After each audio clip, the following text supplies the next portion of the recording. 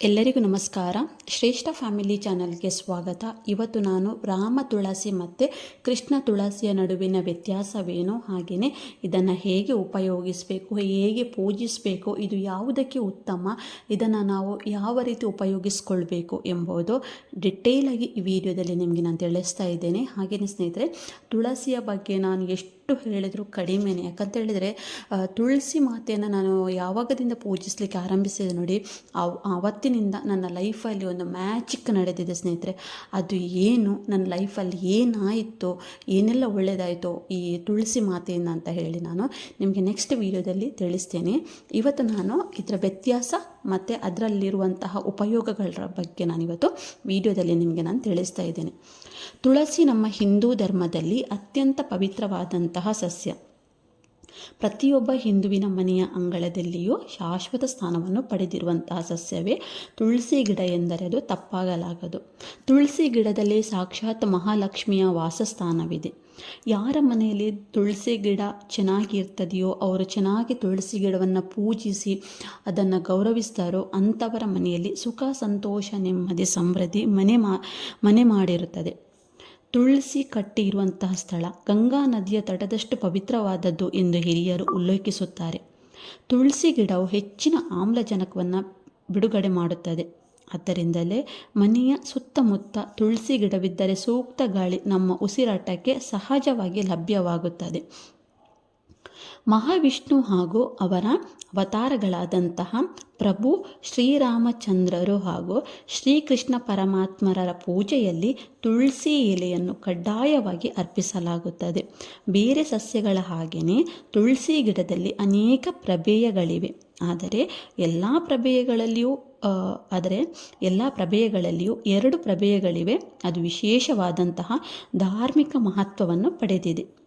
ಆ 2 ಪ್ರಭೇಯಗಳೇ ರಾಮ ತುಳಸಿ ಮತ್ತು ಕೃಷ್ಣ ತುಳಸಿ. ರಾಮ ತುಳಸಿ ಹಾಗೂ ಕೃಷ್ಣ ತುಳಸಿಯ ವ್ಯತ್ಯಾಸವೇನು ಎಂಬುದು, ಈ 2 ತುಳಸಿಯ ಪ್ರಭೇಯಗಳು, ತುಳಸಿ ಗಿಡದಲ್ಲಿ ಯಾವ ತುಳಸಿ ಶ್ರೇಷ್ಠ ಎಂಬ ಪ್ರಶ್ನೆಗಳಿಗೆ ನಾನಿವತ್ತು ಉತ್ತರವನ್ನು ಹೇಳ್ತೇನೆ.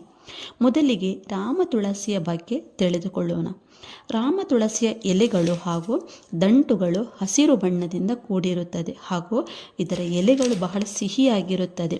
ಹಾಗೆಯೇ ರಾಮ ತುಳಸಿ ಎಲ್ಲರ ಮನೆಯಲ್ಲಿ ಸರ್ವೇ ಸಾಮಾನ್ಯವಾಗಿ ಇರ್ತದೆ. ರಾಮ ತುಳಸಿಯನ್ನು ಶ್ರೀ ತುಳಸಿ, ಉಜ್ವಲ ತುಳಸಿ ಎಂದು ಕೂಡ ಕರೆಯಲ್ಪಡುತ್ತದೆ. ಪ್ರಭು ಶ್ರೀರಾಮಚಂದ್ರರಿಗೆ ಬಹಳ ಇಷ್ಟವಾದಂತಹ ತುಳಸಿ. ರಾಮ ತುಳಸಿಗೆ ಧಾರ್ಮಿಕ ಗ್ರಂಥಗಳಲ್ಲಿ ವಿಶೇಷವಾದ ಸ್ಥಾನವನ್ನು ನೀಡಲಾಗಿದೆ. ರಾಮ ತುಳಸಿ ಮನೆಗೆ ಧನಾತ್ಮಕ ಶಕ್ತಿಯನ್ನು ಆಕರ್ಷಿಸುತ್ತದೆ. ತುಳಸಿಯ 2ನೇ ಪ್ರಭೇಯವೇ ಕೃಷ್ಣ ತುಳಸಿ. ಈ ತುಳಸಿಯ ಎಲೆಯ ಬಣ್ಣ ಕೂಡ ನೇರಳೆ ಬಣ್ಣದಿಂದ ಕೂಡಿರುತ್ತದೆ. ಈ ತುಳಸಿ ಕೃಷ್ಣ ದೇವರಿಗೆ ಬಹಳ ಪ್ರಿಯವಾದದ್ದು. ಶ್ರೀಕೃಷ್ಣ ಪರಮಾತ್ಮರು ಇನ್ನೊಂದು ಹೆಸರೇ ಶ್ಯಾಮ. ಹಾಗಾಗಿ ಈ ತುಳಸಿಯನ್ನು ಶ್ಯಾಮ ತುಳಸಿ ಅಥವಾ ಕೃಷ್ಣ ತುಳಸಿ ಎಂದು ಕೂಡ ಕರೆಯಲಾಗುತ್ತದೆ. ಕೃಷ್ಣ ತುಳಸಿ ಹಾಗೂ ರಾಮ ತುಳಸಿ ಬೇರೆ ಬೇರೆ ಗುಣಗಳನ್ನು ಹೊಂದಿದೆ. ರಾಮ ತುಳಸಿ ಹೋಲಿಸಿದರೆ ಕೃಷ್ಣ ತುಳಸಿ ರುಚಿಯಲ್ಲಿ ಕಡಿಮೆ ಸಿಹಿಯಾಗಿರುತ್ತದೆ. ಹಾಗೆಯೇ ರಾಮ ತುಳಸಿ ಗಿಡದ ಎಲೆಗಳು ಪರಿಮಳವಾಗಿರ್ತದೆ. ಕೃಷ್ಣ ತುಳಸಿಯ ಗಿಡಕ್ಕೆ ಹೋಲಿಸಿದರೆ ಅದು ಸ್ವಲ್ಪ ಕಡಿಮೆ ಇರ್ತದೆ. ಕೃಷ್ಣ ತುಳಸಿಯ ಎಲೆಗಳನ್ನು ತಿಂದಾಗ ನಾಲಿಗೆಗೆ ಸ್ವಲ್ಪ ಖಾರ ಆದಾಗೆ ಆಗುತ್ತದೆ. ಯಾಕಂತ ಹೇಳಿದ್ರೆ ಅದರಲ್ಲಿ ಔಷಧೀಯ ಗುಣ ಇದೆ. ಆದರೆ ರಾಮ ತುಳಸಿಯ ಎಲೆಯಲ್ಲಿ ಅಷ್ಟೊಂದು ಖಾರ ಇರುವುದಿಲ್ಲ. ಕೃಷ್ಣ ತುಳಸಿಯ ಎಲೆಗಿಂತ ರಾಮ ತುಳಸಿಯ ಎಲೆಗಳು ತುಂಬ ತಂಪನ್ನು ಹೊಂದಿರುತ್ತದೆ. ಬೇಸಿಗೆಗಾಲದಲ್ಲಿ ರಾಮ ತುಳಸಿಯ ಎಲೆಯ ಪಾನಕವನ್ನು ಮಾಡಲು ಉಪಯೋಗಿಸುತ್ತಾರೆ. ಹಾಗೆಯೇ ಕೃಷ್ಣ ತುಳಸಿಯ ಗಿಡ ಸ್ವಲ್ಪ ಉಷ್ಣವನ್ನು ಹೊಂದಿರುತ್ತದೆ. ಹಾಗೆಯೇ ಕೃಷ್ಣ ತುಳಸಿಯ ಗಿಡವನ್ನು ಚಳಿಗಾಲದಲ್ಲಿ ಜ್ವರ, ಶೀತ, ಕೆಮ್ಮು, ಔಷಧಿ ರೂಪದಲ್ಲಿ ಅದನ್ನು ಬಳಸಲಾಗುತ್ತದೆ. ಇದು ನನ್ನ ಮಕ್ಕಳಿಗೆ ಕೂಡ ಇದರ ರಸದಿಂದ ನಾನು ಮಕ್ಕಳಿಗೆ ಇದರ ರಸವನ್ನು ತೆಗೆದು ನನ್ನ ಮಕ್ಕಳಿಗೆ ನಾನು ಕೊಟ್ಟಿದ್ದೇನೆ. ತುಂಬ ಒಂದು ಎಫೆಕ್ಟಿವ್ ಆದಂತಹ ಒಂದು ಮದ್ದು ಅಂತಲೇ ಹೇಳ್ಬೋದು ಸ್ನೇಹಿತರೆ. ಯಾರ ಮನೆಯಲ್ಲೆಲ್ಲ ಈ ಗಿಡ ಇಲ್ಲ ನೋಡಿ ಅಂಥವರು ಒಂದಾದರೂ ಕೃಷ್ಣ ತುಳಸಿಯನ್ನು ನೆಡಲೇಬೇಕು. ಅಷ್ಟು ಚೆನ್ನಾಗಿರುವಂತಹ ಒಂದು ಔಷಧಿ ಗುಣವನ್ನು ಹೊಂದಿರುವಂತಹ ತುಳಸಿ ಗಿಡ. ಕೃಷ್ಣ ತುಳಸಿಯನ್ನು ಮನೆಯಲ್ಲಿ ನೆಟ್ಟು ಪೂಜಿಸಬಹುದು.